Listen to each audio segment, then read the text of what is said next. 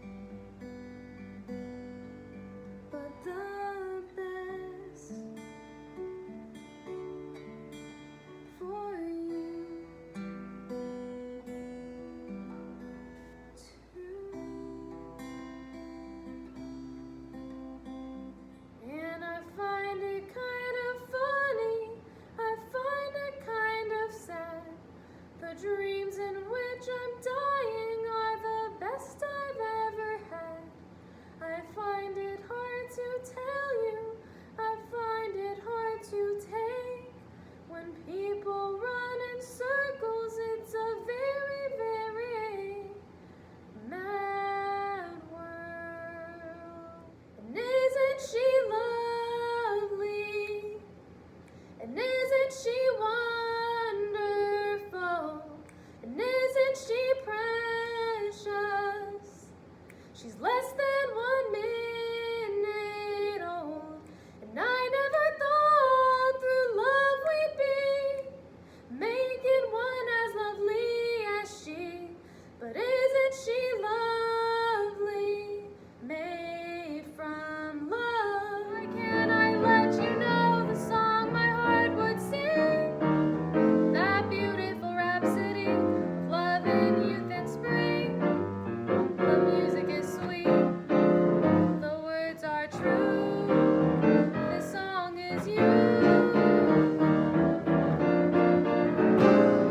Hi guys.